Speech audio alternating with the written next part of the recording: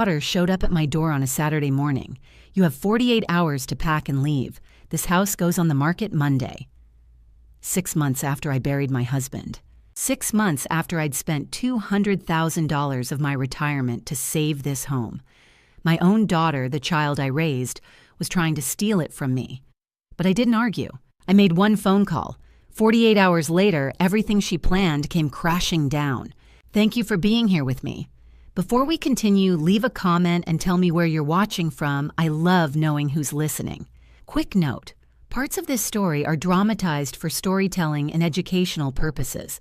Any similarities are coincidental, but the message is meant to be helpful. I was rinsing lettuce at the kitchen sink when I heard the car pull into the driveway. Through the window, I watched my daughter Lauren step out of her silver Lexus, followed by her husband Kyle. It was a Saturday afternoon in mid-November, 6 months after Robert had passed away. I dried my hands and met them at the front door. "Mom!" Lauren's voice was clipped professional. She didn't hug me. Kyle stood behind her holding a leather portfolio. "Sweetheart, I wasn't expecting you. We can't stay long." She stepped past me into the living room, her heels clicking on the hardwood Robert had refinished years ago. "We need to discuss the house." Something in her tone made me go still. "What about it?" Kyle opened the portfolio and handed me a document. "Mrs. Thompson, this is formal notice regarding the property at 847 Maple Ridge Drive. The estate needs to move forward with liquidation." I stared at the paper. The word swam, estate administration, probate court asset distribution. "The house goes on the market Monday." Lauren said, her voice steady and rehearsed. "You need to be gone by then. We've already contacted a real estate agent. Showings start Tuesday. 48 hours. I looked up at her, searching for some flicker of hesitation. "Lauren, your father only passed 6 months ago. This is my home, which is why we need to move forward." She wouldn't meet my eyes. "The estate has been open long enough." Kyle cleared his throat and stepped forward, pulling a second sheet from his portfolio. "Mrs. Thompson, I want to be transparent with you about the financial situation. According to county records, this property carries a mortgage history dating back to 2023. There are outstanding property taxes from last year, roughly $8,000. And there's a home equity line of credit that was opened in November 2023 for $200,000. I felt my chest tighten. The loan, the one I'd paid off in April. "That loan was repaid," I said quietly. Kyle's expression didn't change. "Our records show it was opened. If it's been satisfied, we'll need documentation. But until the estate is properly administered, we can't risk liens clouding the title. The safest course is immediate liquidation." It was a performance.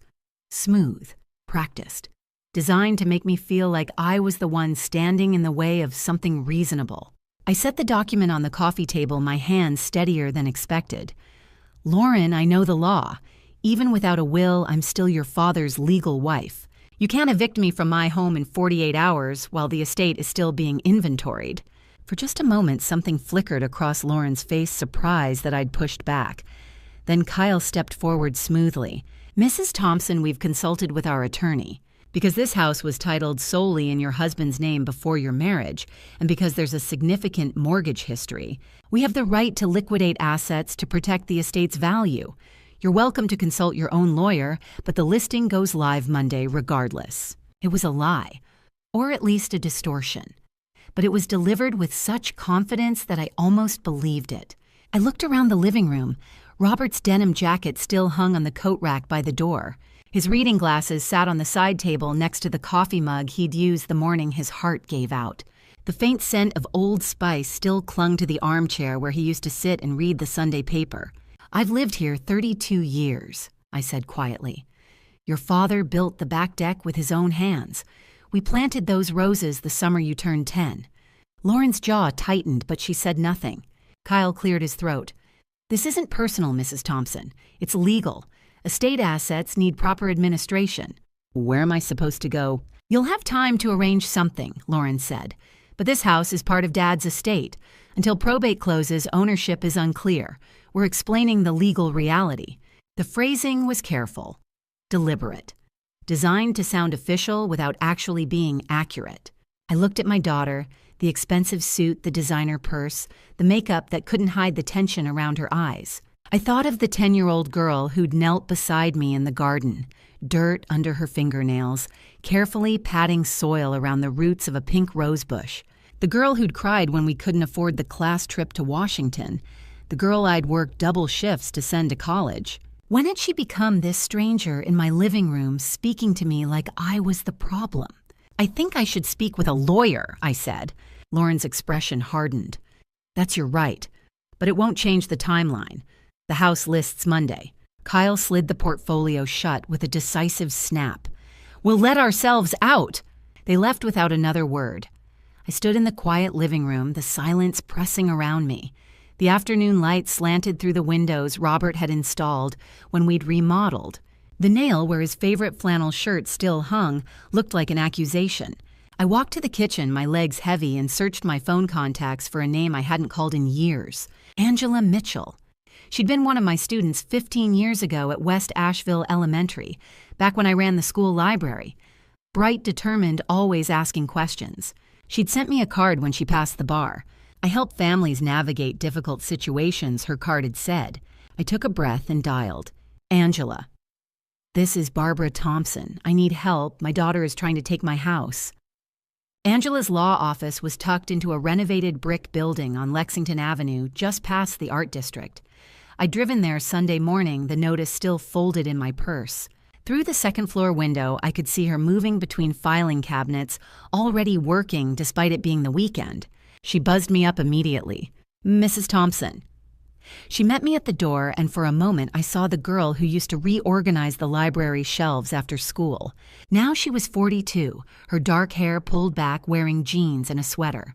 "Come in. I made coffee." Her office was small but organized diplomas from UNC Chapel Hill on one wall, family photos on another, a desk stacked with case files. She cleared a chair for me and sat across notepad ready. "Tell me everything." I handed her the notice. She read it slowly, her expression shifting from neutral to concerned. "Yesterday afternoon," I began. "Lauren and Kyle showed up without warning. They said the house has to be sold by Monday, 48 hours to leave." "Did they say why?" "Estate property, probate. They claim there's no will, so intestacy law applies." I watched her make notes. But Robert wasn't careless, Angela. He planned everything: finances, retirement, even which contractor to call if the roof leaked. "How long has the estate been open?" 6 months, since Robert passed in May. Angela set down her pen. "And they're just now pushing you out." That felt wrong to me, too. She moved to her computer, fingers flying across the keyboard. "Probate proceedings are public record. If an estate was opened, there should be a file." She paused, reading. Here it is. "Estate of Robert Edward Thompson opened June 3rd. But there's something odd." "What?" "Has anyone contacted you officially about this estate court? Notices, executor appointments, inventory filings?" "Nothing, just Lauren yesterday." "That's a problem. In North Carolina, the surviving spouse has certain rights during probate. You should have been notified." She turned back to me. "The fact that you weren't suggests someone wanted to keep you in the dark." The words settled over me like cold water. "My own daughter." Angela's expression softened. "I'm not accusing yet, but the timing is suspicious. 6 months of silence, then suddenly a 48-hour deadline. That's not standard procedure. That's pressure tactics. What do I do?" She pulled out a fresh legal pad. "First, we document everything. Write down every interaction with Lauren and Kyle, dates, times, what was said. Second, I'm going to dig into this probate case. If Robert filed a will separately, or if there are documents Lauren hasn't disclosed, I'll find them." She said nothing's been filed. She might be right, or she might be lying. Angela met my eyes. "Barbara, I need to be honest. Fighting family in court is expensive, emotionally draining, and there are no ease. If you want to walk away, start over, I'll help with that too." I thought of the roses Robert and I had planted, the deck he'd built, the kitchen where I'd made 32 years of birthday cakes, the bedroom where I'd held his hand the morning his heart gave out. "I'm not walking away," I said. Angela nodded slowly. "Then here's what we do. You're going to comply with their timeline on the surface, move what you need to move, but document every single item, every receipt, every decision. We're building a paper trail they can't dispute. And then we find out what they're hiding. She picked up her pen, because they're definitely hiding something. We play by the rules, Barbara, and we win. I drove home in the late afternoon, Angela's words still echoing in my mind. The house looked the same as I pulled into the driveway, white siding, blue shutters, the oak tree out front that Robert and I had planted as a sapling 30 years ago. Now its branches reached the roofline. Inside, the silence felt heavier than before. I set my purse on the kitchen counter and stood there for a moment looking around. This room had been the heart of our life together. I could almost see Robert sitting at the table with his Saturday morning coffee reading the paper while I made pancakes. Could hear Lauren's laughter from years ago before college, before she'd stopped coming home for holidays. I walked slowly through each room as if seeing them for the first time, or maybe the last. The living room still held Robert's favorite armchair, the fabric worn where his elbows had rested. The bookshelf he'd built held our collection of mysteries and biographies, organized the way he liked alphabetically by author. A framed photo on the mantel showed the three of us at the beach. Lauren must have been 8 or 9, gap-toothed and sunburned, pressed between us with her arms around our necks. When had she stopped smiling like that? Upstairs, I paused outside Lauren's old bedroom. The door was slightly ajar. I pushed it open and stepped inside. The walls were still painted the lavender she'd chosen at 14. But the furniture was gone. She'd taken it all when she moved out for college and never brought any of it back. The room had been empty for almost 20 years now. Just a few boxes of old textbooks and a lonely desk we'd never gotten around to moving. She'd left and she'd never really come home. Our bedroom was harder. Robert's side of the bed still looked like he might return any moment, his reading glasses on the nightstand, the biography of Theodore Roosevelt he'd been halfway through, folded open. I hadn't been able to move them. Some mornings I still reached over half asleep, expecting to find him there. The grief rose up sharp and sudden. I pressed my palm against the dresser to steady myself. Finally, I went down to the basement. Robert's workshop took up the whole space workbench along one wall pegboard, with tools hung in careful order, the smell of sawdust and machine oil still lingering. This had been his sanctuary. He'd built the deck out back here, repaired neighbors' furniture, crafted the bookshelf upstairs, the kitchen cabinets, even the small jewelry box he'd given me on our 25th anniversary. His red metal toolbox sat in the corner by the stairs. I knelt down and opened it. Inside were the tools I'd given him over the years, the socket set for his 50th birthday, the cordless drill for Christmas 2015, the laser level he'd been so excited about. Every holiday, every milestone, I'd added another piece. Then I saw it, the label adhered to the inside of the lid, slightly yellowed now, but still legible. My handwriting from 3 decades ago. For Robert, who can fix anything. Love always, Barbara. I traced the words with my fingertip. I'd given him these tools. I'd helped him build this life. This house wasn't just Robert's estate or Lauren's inheritance. It was mine, too. I closed the toolbox carefully and stood. My knees protested I wasn't as young as I used to be, but something had shifted inside me during that quiet walk through our home. This wasn't just about property or money or legal rights.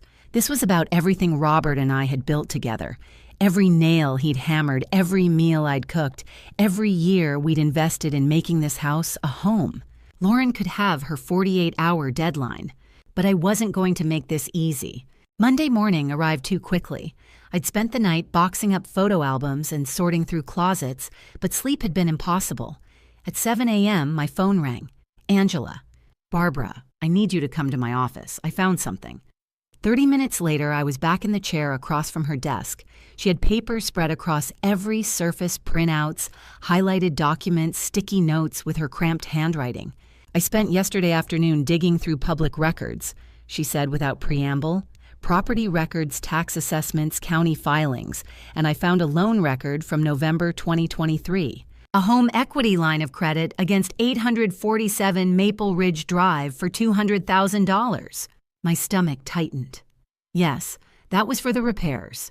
Angela looked up sharply. What repairs? The foundation, the roof, the HVAC system.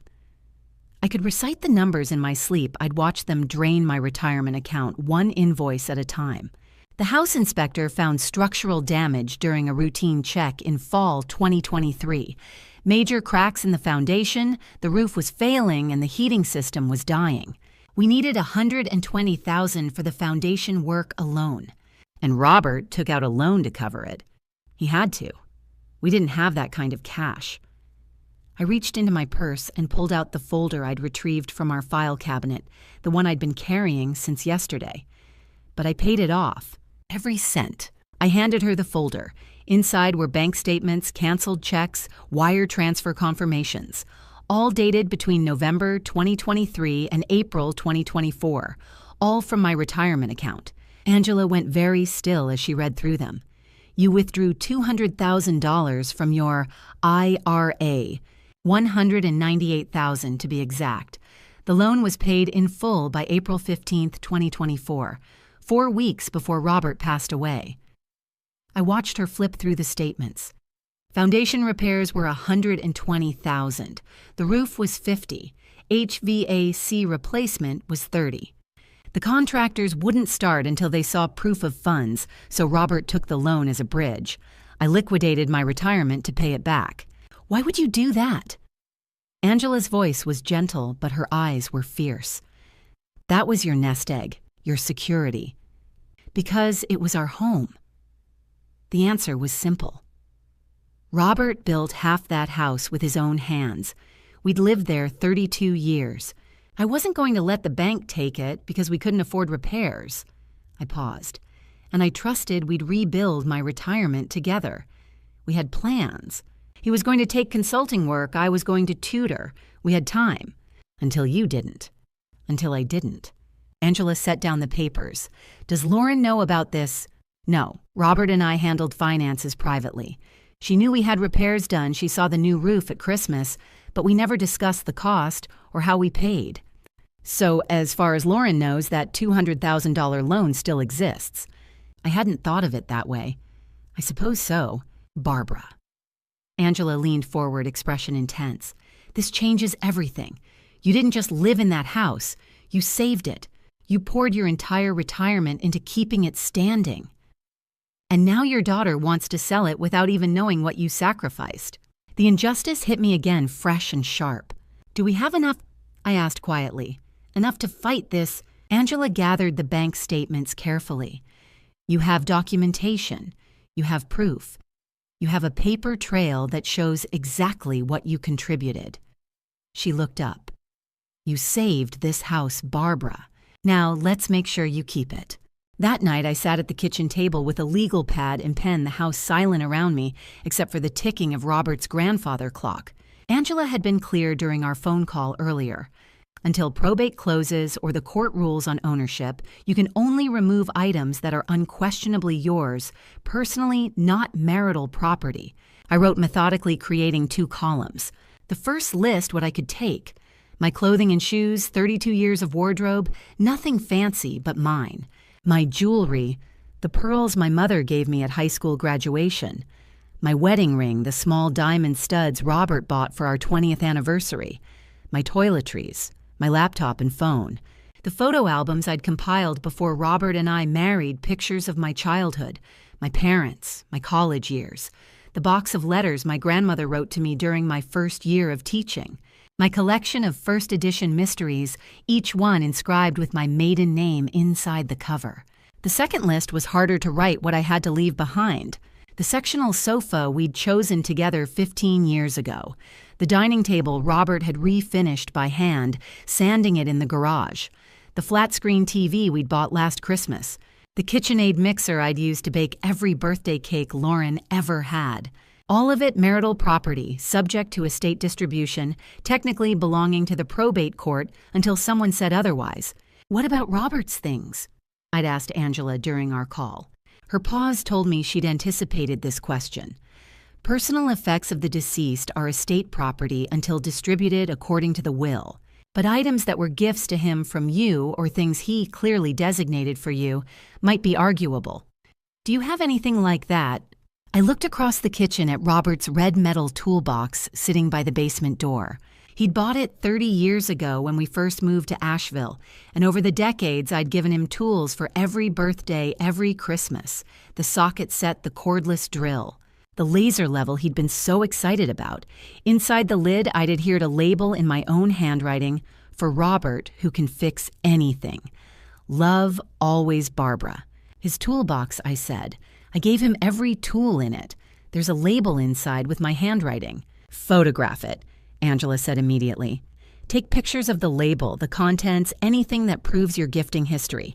That establishes it as a gift to him from you, not marital property purchased jointly. Pack it." I did the same with my sewing machine, a 1970s Singer my mother passed down to me when I graduated college, years before I'd met Robert. My mother's name was still engraved on a small brass plate on the side. Not marital property, mine. The books on my personal shelves, the ones from my childhood, from my teaching years, the ones I'd purchased with my own money and inscribed with my maiden name, those were mine. But the books we'd bought together, the shared collection on the living room shelves, those stayed. I called Blue Ridge Moving and Storage early Tuesday morning. The owner answered on the second ring. "Blue Ridge Moving, this is Vincent." "Mr. Murray, my name is Barbara Thompson. I need to arrange a small move for Thursday, just personal items, not furniture." "Sure thing, Mrs. Thompson. You moving far?" "Just temporarily," I said carefully. "I'm in a complicated family situation. I need to move my personal belongings out of my home quickly, and I need everything documented, receipts, itemized lists, photographs." There was a pause. Then Vincent's voice gentled.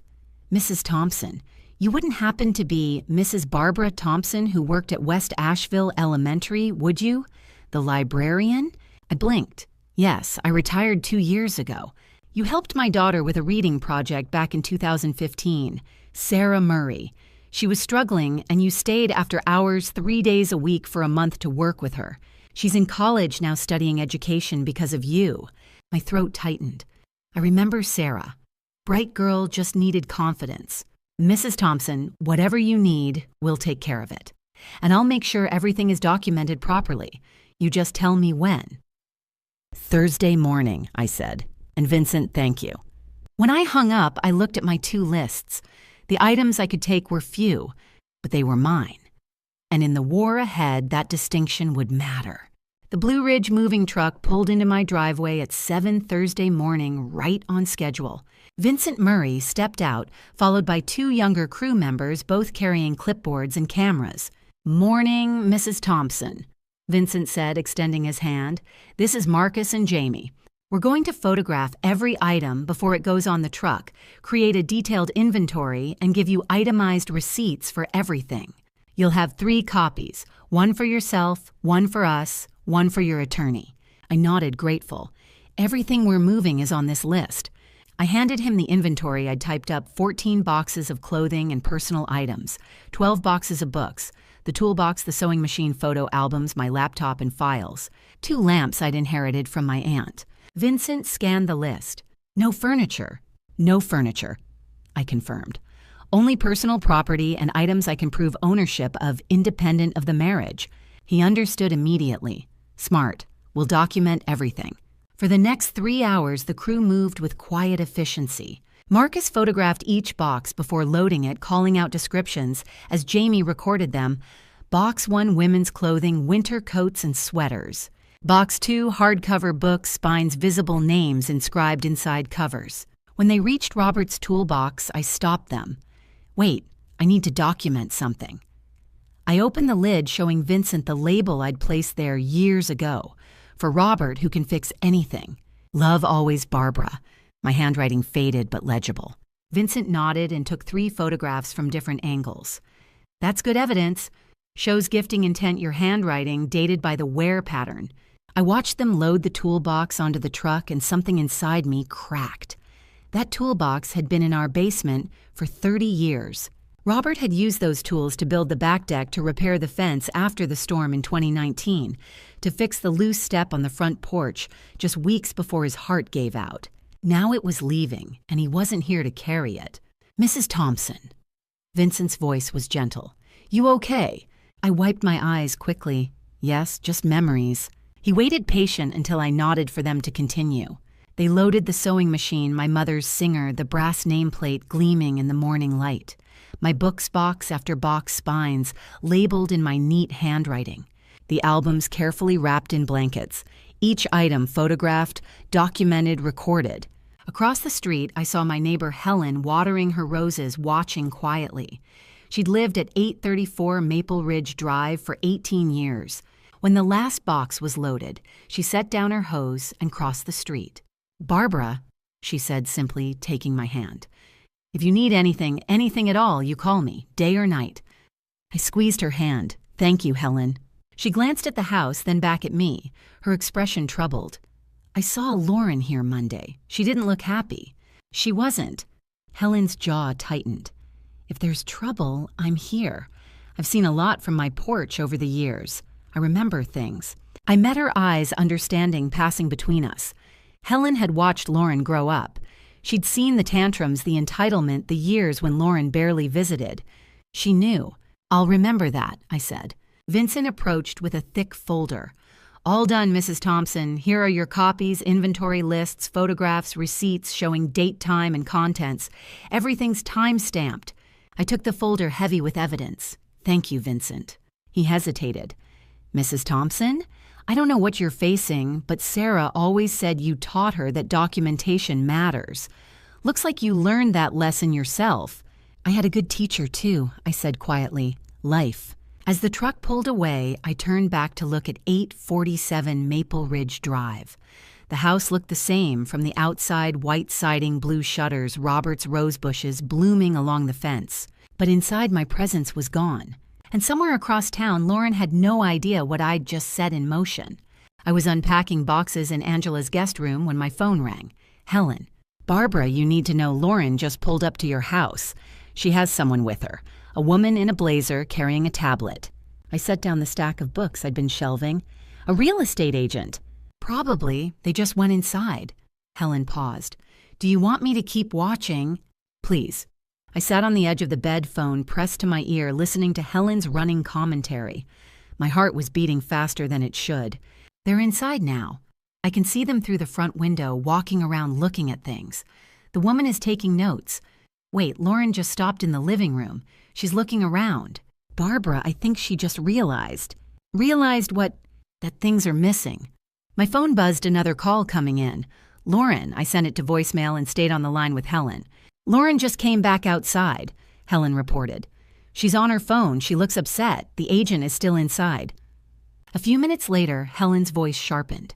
"A police car just pulled up. Barbara Lauren called the police." My stomach dropped. I took nothing that wasn't mine. "I know that. Let me see what happens." I waited, forcing myself to breathe steadily. Angela had prepared me for this possibility. If she calls the police... Angela had said, "Don't panic. You have documentation. Let them do their job." Helen came back on the line after what felt like an hour, but was probably 10 minutes. "The officer just left. He went inside with Lauren for a while, then came back out.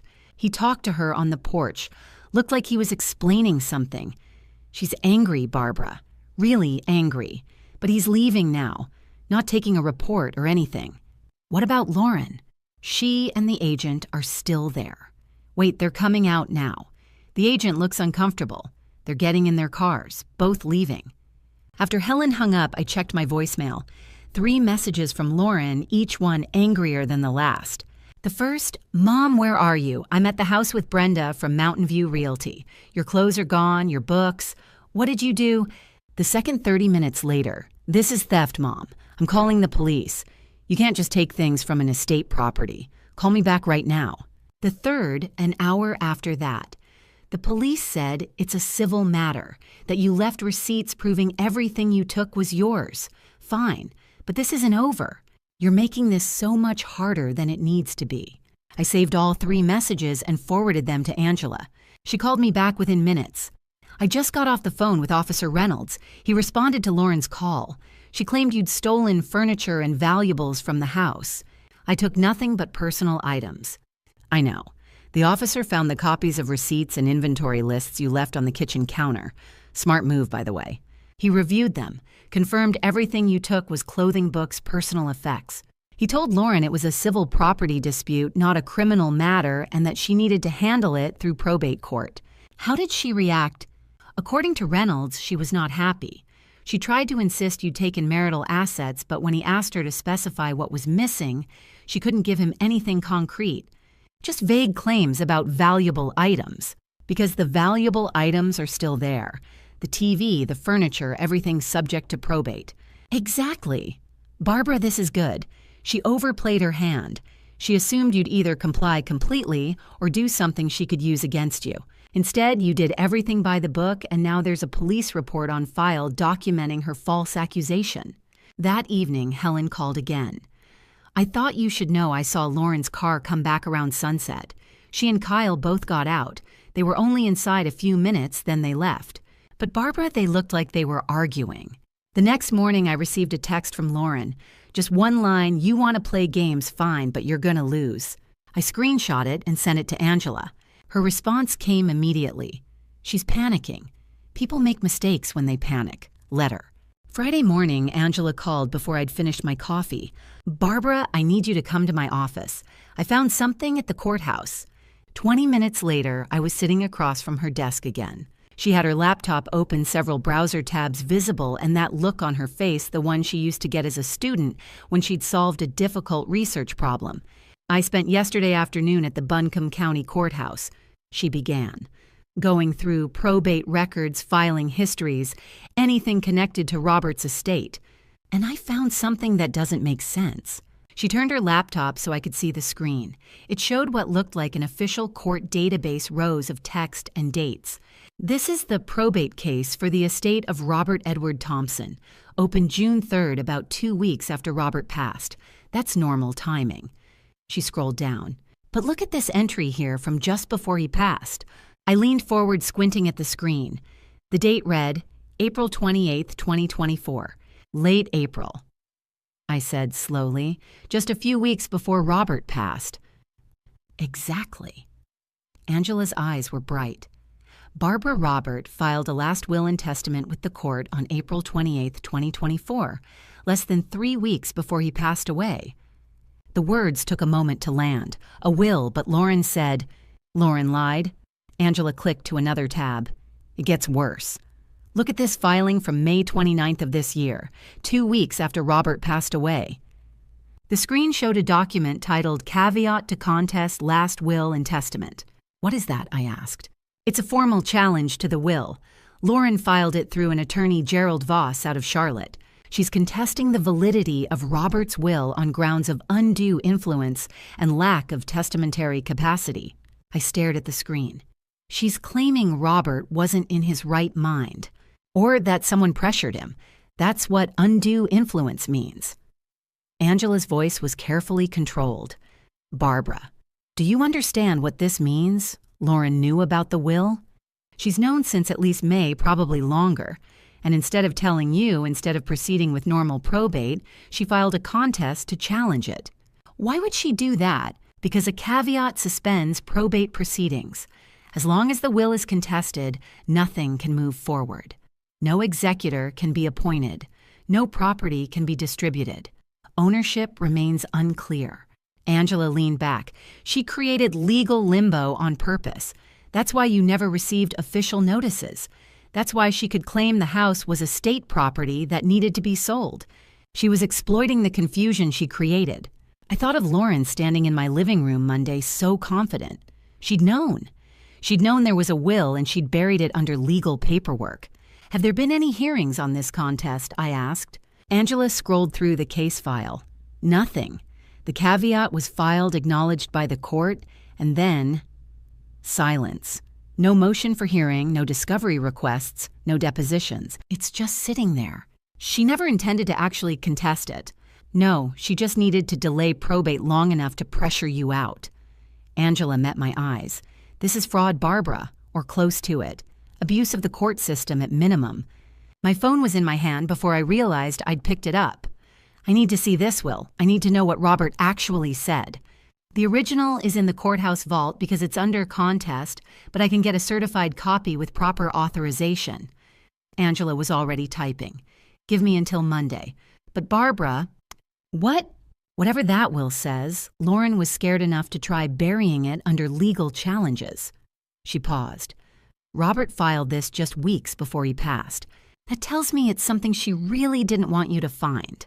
Monday morning, Angela and I arrived at the Buncombe County Courthouse when it opened at 8. A woman in her late 50s with steel gray hair looked up from the desk. "Ms. Mitchell," she said warmly, "you're here for the Thompson estate file." "Martha, thank you," Angela gestured to me. "This is Barbara Thompson, the widow." Martha Davis's expression softened. "Mrs. Thompson, I'm sorry for your loss." She disappeared into a back room, returning with a sealed envelope and folders. "Before I give you the certified copy, let me explain what happened." We followed her to a conference room. She spread documents across the table. The last will and testament was filed April 28, 2024. That's very unusual. Most people don't file wills while they're alive, but it's completely legal. Your husband came in personally. You remember him? I do. He seemed urgent, almost worried. He wanted to make sure the will was on record and protected. She paused.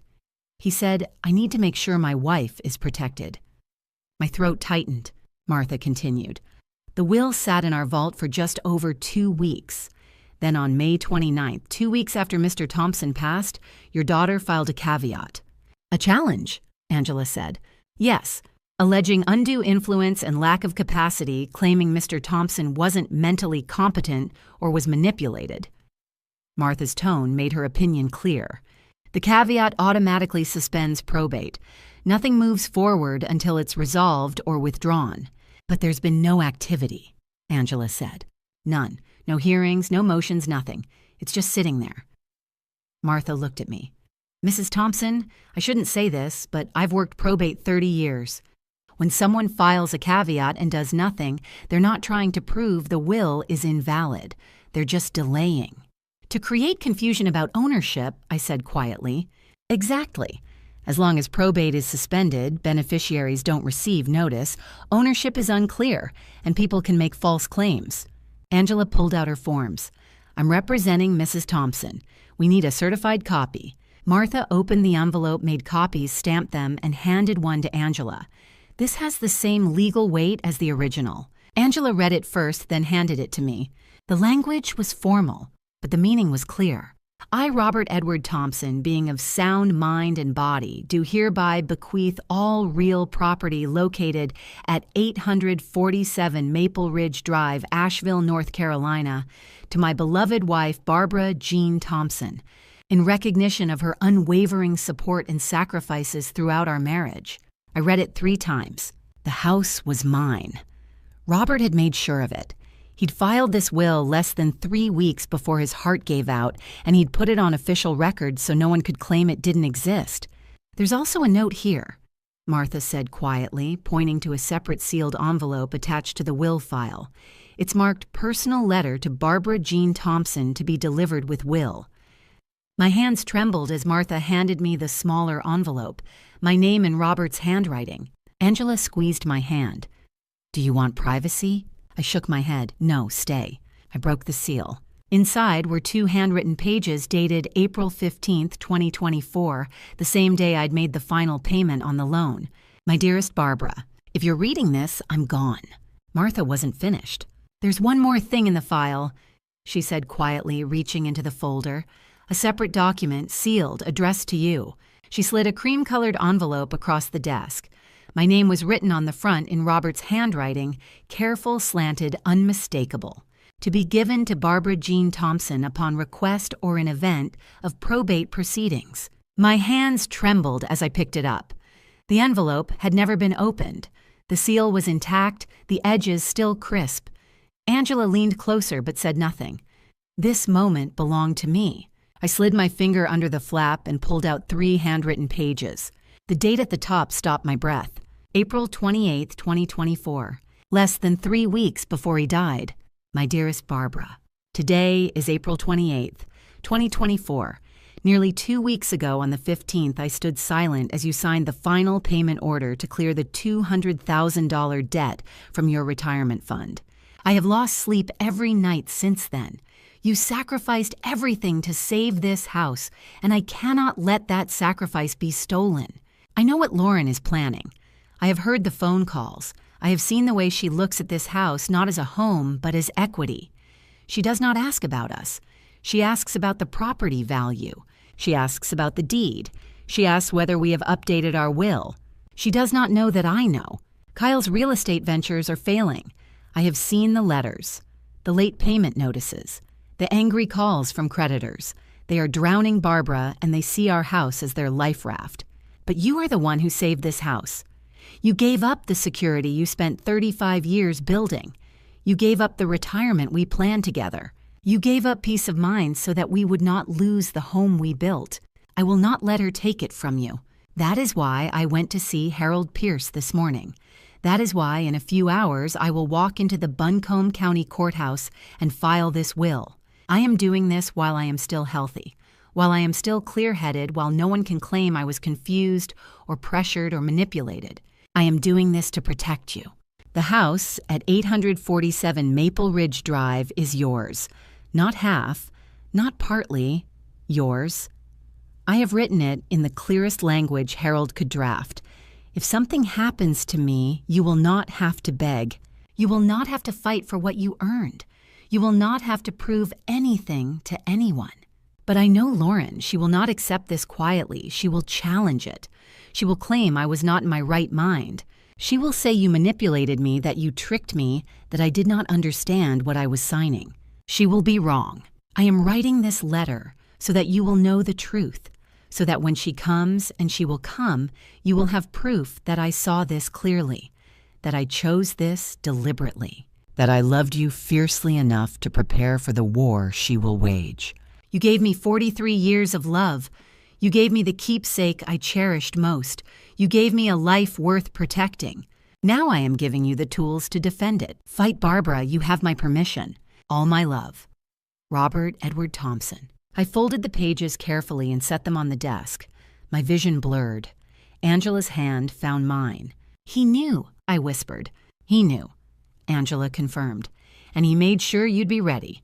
Martha Davis was crying openly now. She pulled a tissue from her purse and dabbed at her eyes. I'm sorry, she said. He was such a kind man, and he loved you so much. I looked down at the letter again, at the date, at the careful handwriting, at the words, Fight Barbara. You have my permission. Robert had seen what was coming. He had prepared for it. He had given me everything I needed to survive the battle ahead, and now I knew exactly what to do. 2 weeks later, Angela called. I have the financials, she said. No preamble, no small talk, just the flat professional tone she used when she'd found something big. Can you come to my office this afternoon? I drove to downtown Asheville in silence. The mountains were green and soft in the late spring light, but I barely noticed. My mind was already racing ahead, trying to imagine what Angela had discovered. When I arrived, she was waiting with a thick folder spread across her desk. She gestured to the chair across from her. Sit down, Barbara. This is going to take a minute. I sat. Angela opened the folder and turned it toward me. Bank statements, credit card bills, loan documents, court filings. A subpoena had forced Lauren and Kyle to disclose everything, and Angela had spent the last week combing through it all. Total debt, Angela said, tapping the summary page. $210,000. I stared at the number. It was almost as much as I'd paid to save the house. Angela continued. Real estate losses, $95,000. Lauren and Kyle flipped 3 properties between 2022 and 2023. All 3 lost money. They overestimated the market, underestimated the repairs, and got stuck with homes they couldn't sell. She flipped to the next page.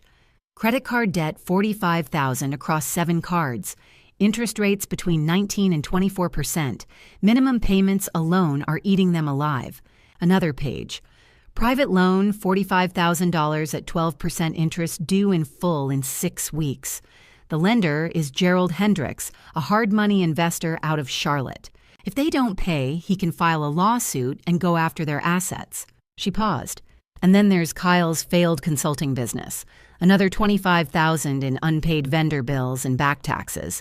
I looked up at her. How were they even surviving? They weren't, Angela said. Combined monthly debt payments, $6,500. Combined take-home income after taxes, around $7,000. They were bleeding $1,500 a month, and they had no way to stop it. I felt a cold weight settle in my chest. So they came for the house. They came for the house. Angela confirmed. Your house is worth approximately $450,000. If they could sell it, if they could force you out and claim it through intestacy, they could pay off all their debts, cover the sale fees, and still walk away with over $200,000 in cash. And I would have nothing. You would have nothing. I looked down at the papers again. The numbers blurred together. $210,000, 6 weeks, $6,500 a month. It was desperation dressed up as greed. I asked the question that had been gnawing at me since the beginning. How did Lauren not know the loan was already paid? Angela's smile turned cold. Because they were too arrogant. Kyle only looked at the original loan documents from last year and assumed that on your retirement income, paying off $200,000 in one lump sum was impossible. He never imagined you would drain your entire retirement fund. Their desperation over their own debts made them blind. They never bothered to check the current lien status at the bank. She leaned back in her chair. They thought they were walking into an easy win. They thought you were helpless. They thought Robert left you with nothing but a house and a mountain of debt. They were wrong. They were wrong, Angela agreed. And now we have all of this. She tapped the folder. Motive, financial desperation. A clear reason why they filed the caveat and tried to force you out in 48 hours. The court is going to see exactly what kind of people they are. I looked at her. What do we do with it? Angela's expression was fierce. We use it, every bit of it. We show the judge that Lauren and Kyle weren't trying to protect your husband's wishes. They were trying to steal your house to save themselves. And when we're done, they won't have a leg to stand on. Oh, I nodded slowly. The weight in my chest had turned into something else, something sharper, something stronger. Robert had given me the tools. Angela had given me the evidence. Now it was time to fight. If you're still here, comment one word for what you're feeling right now, then keep watching. It lets me know you're still with me. Now tell me, if you were in my place, would you take your own child to court or walk away to protect your heart? Because next we step into the courtroom and there's no turning back. Just a quick note, the next part includes dramatized, fictionalized elements for storytelling and learning. Some details may not be entirely real. If this isn't for you, you can stop watching here. The courtroom was smaller than I'd expected. Pale wood paneling, fluorescent lights, rows of benches like church pews. Angela and I sat at one table. Across the aisle, Lauren and Kyle sat with Gerald Voss, their attorney from Charlotte. Judge Richard Walsh, silver-haired with reading glasses, had been reviewing motions for 20 minutes. Finally, he looked up. Ms. Mitchell, you may call your first witness. Angela stood. The petitioner calls Harold Pierce. Harold walked to the witness stand with measured calm. 72, silver-haired navy suit. Robert's attorney for 3 decades. After being sworn in, he settled into the chair. Mr. Pierce, please state your relationship to Robert Edward Thompson. I was his attorney from 1994 until his passing in May 2024. I handled business matters, estate planning, and legal issues over 30 years. Did you prepare the last will and testament dated April 28, 2024? I did. Can you describe the circumstances? Harold chose his words carefully. On April 16, 2024, Mr. Thompson called my office requesting an urgent meeting.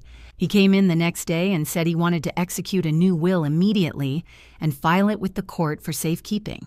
Did he explain why? He said he was concerned about family pressure regarding his home. Gerald Voss stood. Objection. Hearsay and attorney-client privilege. Angela turned to Judge Walsh.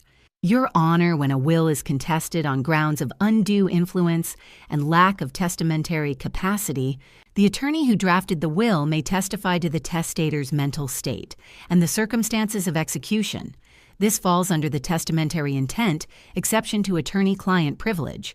The North Carolina courts have consistently held that privilege does not bar testimony necessary to establish the decedent's true wishes when those wishes are being challenged. Judge Walsh nodded. Overruled. The will is under contest. Mr. Pierce may testify to observations relevant to Mr. Thompson's capacity and intent.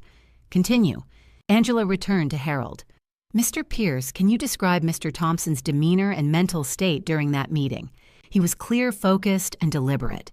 He knew exactly what he wanted. He told me his wife had just used her entire retirement savings to pay off a home equity loan, roughly $200,000, and he wanted to make absolutely certain she was protected. Did he express concerns about anyone specific? He said he was worried his daughter might try to claim the house after he was gone. He wanted the will filed immediately with the courthouse so there would be an official record that couldn't be disputed or hidden. Was this behavior unusual for Mr. Thompson? Not at all. Robert was one of the most organized, forward-thinking clients I ever had. This was completely consistent with his character seeing a potential problem and taking steps to prevent it. Angela paused. Mr. Pierce, in your 30 years of working with Robert Thompson, did you ever observe any signs of diminished mental capacity, confusion, or vulnerability to manipulation? Never.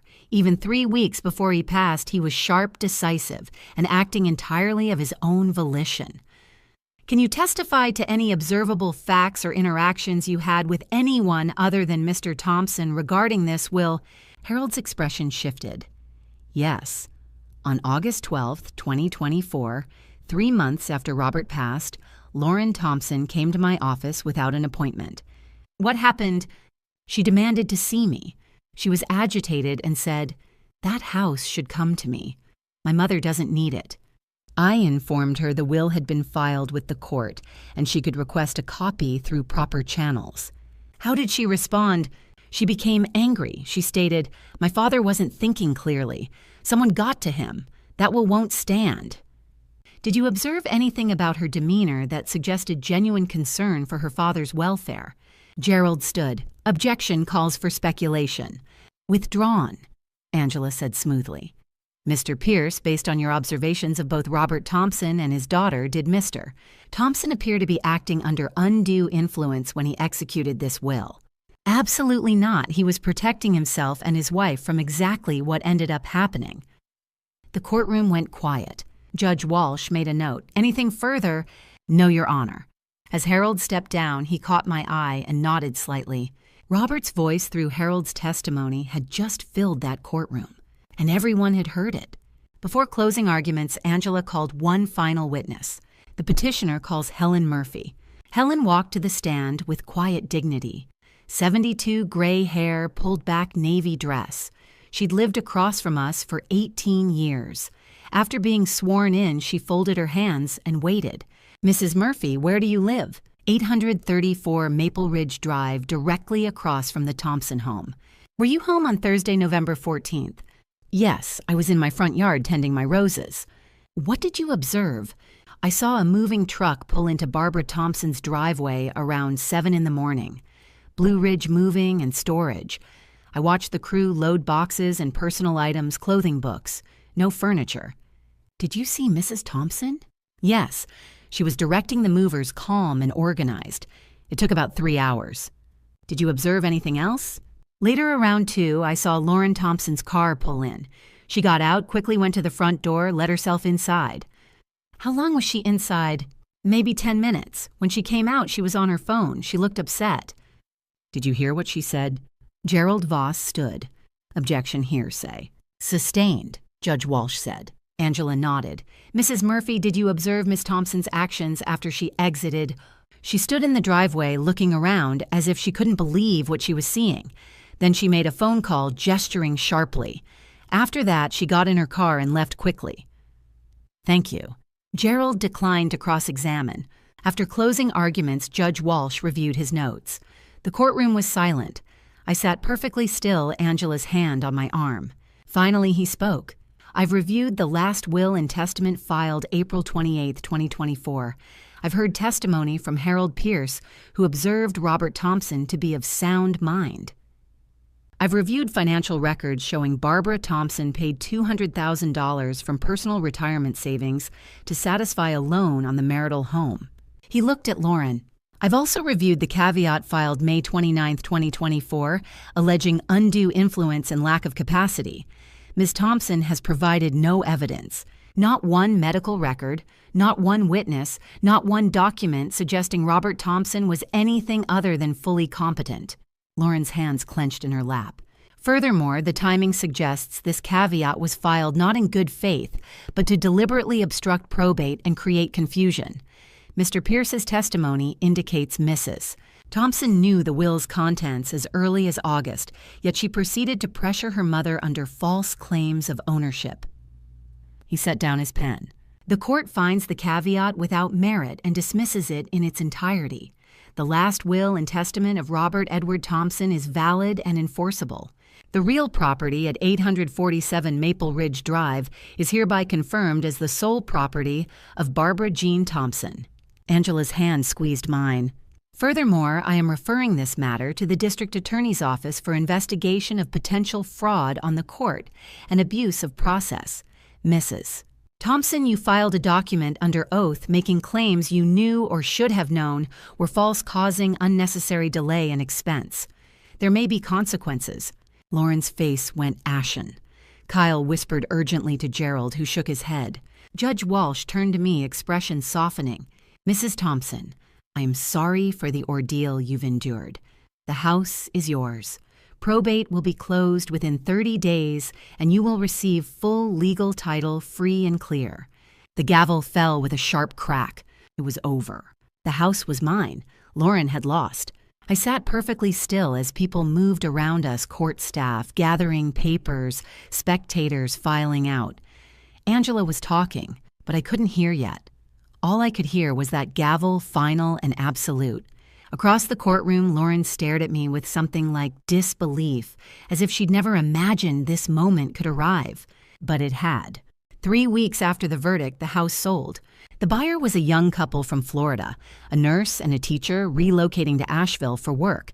They had 2 small children and a golden retriever. They walked through the house on a Saturday morning and made an offer that afternoon, $438,000. Angela reviewed the contract. Vincent helped coordinate the final walkthrough. The closing took less than an hour. I signed the papers in a quiet office downtown. The title company representative smiled and slid the settlement statement across the table. After probate fees, attorney costs, and closing expenses, roughly $18,000, I walked away with $420,000. It was more money than I'd ever held in my life. Lauren and Kyle did not attend. They had disappeared from Asheville entirely. I heard through Helen Murphy that they'd moved to Charlotte, though no one knew where exactly. The real estate license suspension had been finalized. The divorce filing had gone through. The condo had been foreclosed on in March. I did not feel satisfaction. I did not feel victory. I felt only a quiet, distant sadness for the daughter I'd once known, the one who used to build forts in the living room and ask me to read one more chapter before bed. That girl was gone. I did not know when I'd lost her. I moved into a small one-bedroom apartment in West Asheville. It had hardwood floors, a galley kitchen, and a narrow balcony that overlooked the mountains. It was nothing like 847 Maple Ridge Drive, but it was mine and it was enough. I furnished it simply. A couch from a consignment shop, a bed frame from Angela's friend who was downsizing, a kitchen table I found at an estate sale. I hung my grandmother's quilt on the wall. I placed my photo albums on the bookshelf. I set the gift Robert had cherished most on the mantel where I could see it every day. I opened a new savings account and deposited $350,000. The remaining $70,000 I kept in an emergency fund enough to cover 5 years of rent, enough to weather any storm. For the first time in 18 months, I could breathe. On a Sunday morning in early June, I drove to Green Hills Memorial Cemetery. Robert's grave was in the northwest corner beneath a dogwood tree that was just beginning to bloom. The headstone was simple, his name, his dates, and the words, "Beloved husband and father." I knelt and placed a bouquet of white lilies at the base of the stone. The grass was soft and cool beneath my knees. A breeze stirred the branches overhead, and for a moment I could almost hear his voice. "Fight, Barbara, you have my permission." I had fought, I had won, and now I was free. "Thank you," I whispered. My voice cracked, but I didn't try to stop it. "Thank you for protecting me. Thank you for seeing what I couldn't see. Thank you for loving me enough to prepare for the worst." The wind picked up, rustling the leaves. A cardinal landed on a nearby branch and sang once, twice, 3 times. I stayed for a long time. I told Robert about the apartment, about the trial, about the way Angela had fought for me, about the way Vincent had documented everything, about the way Harold had testified. And when I finally stood to leave, I felt lighter than I had in years. Robert was gone. The house was gone. Lauren was gone. But I was still here. And that, I realized, was enough. 6 months later, on a warm May afternoon, Helen called. "Barbara, I thought you should know. I heard about Lauren through the neighborhood network. I was on my balcony reading. The park below was full of children playing. I set down my book. What is it?" Her real estate license was suspended. 2 years. The North Carolina Real Estate Commission cited ethics violations related to transactions last year. Filed complaints after the court case became public. I closed my eyes briefly. What else? Kyle filed for divorce 3 months ago. It's finalized they had almost nothing left to divide. The condo was foreclosed in March. Someone saw Lauren loading boxes into a storage unit alone. Where is she now? Nobody knows for sure. Someone said she's renting a room near Charlotte working as an administrative assistant. After we hung up, I called Angela. We'd stayed in touch, occasional coffee, comfortable friendship. I heard, Angela said when I mentioned it. The license suspension made the legal newsletter. The DA decided not to pursue criminal charges. They felt the civil judgment and professional consequences were sufficient. No jail time then. No.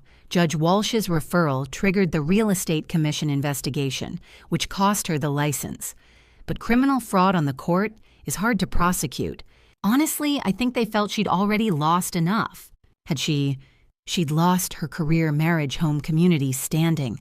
All consequences of choices she'd made. Do you feel vindicated? Angela asked gently. No, I said, surprised by how true it was. I just feel sad that it came to this. Sad that she couldn't see another way. That's gracious of you. It's not grace. It's grief. I looked out at West Asheville. She's still my daughter. I didn't want this for her. After we hung up, I sat quietly. Victory without joy, justice without satisfaction. But some nights I still thought about that little girl who used to help her father plant roses. And I wondered if she ever remembered those days too.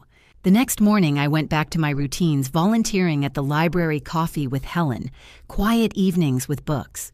My new life, simple and peaceful. The life I'd fought for, the life I'd earned. 18 months after Lauren's ultimatum, I sat cross-legged on the floor of West Asheville Library's children's section, surrounded by 8-year-olds listening to me read Where the Wild Things Are. Their faces were rapt eyes wide at the part where Max sails away to find the monsters. I'd been volunteering here 3 mornings a week since January. The head librarian, Carol, remembered me from my teaching days and welcomed me back with a hug and a stack of picture books.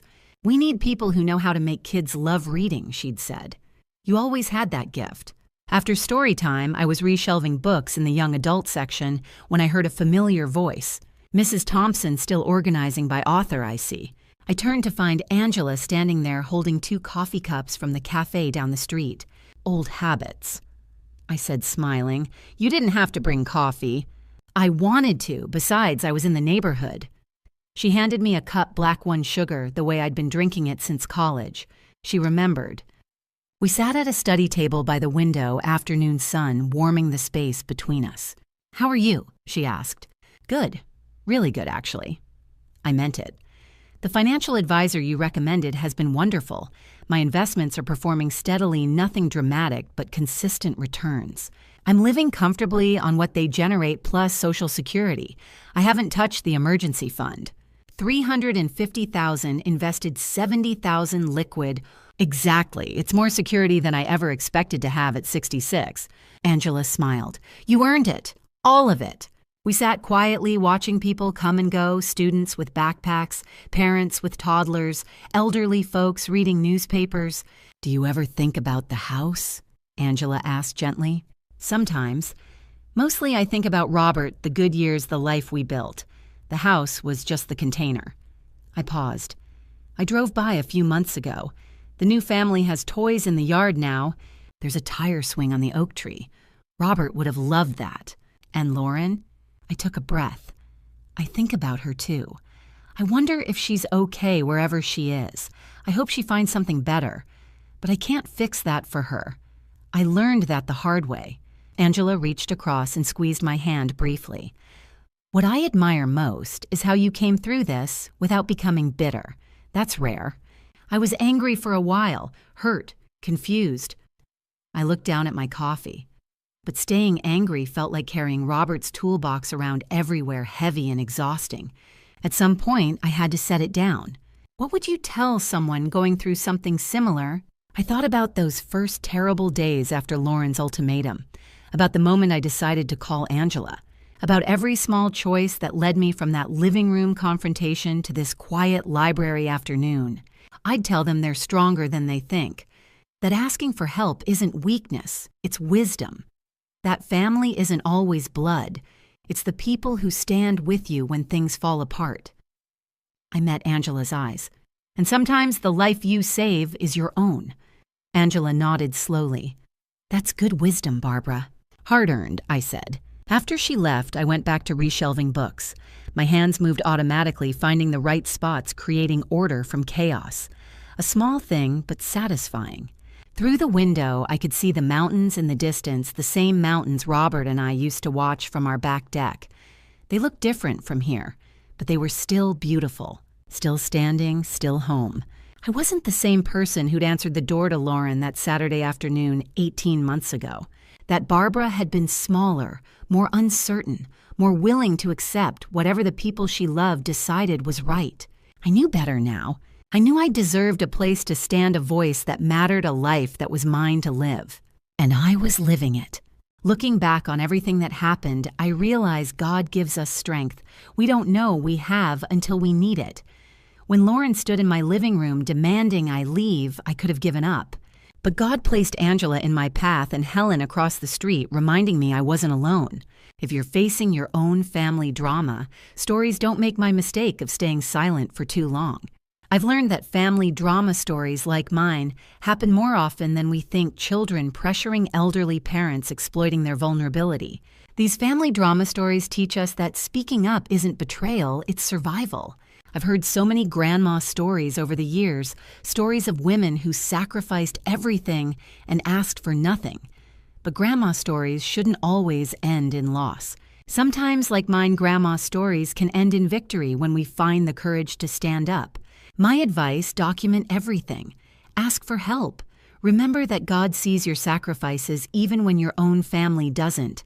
And know that the life worth saving might be your own. Through God's grace and good people, I found my way to peace. Final word. This content contains dramatized storytelling elements for educational purposes. Some details are fictionalized, but the lessons and messages are entirely valuable. If this style doesn't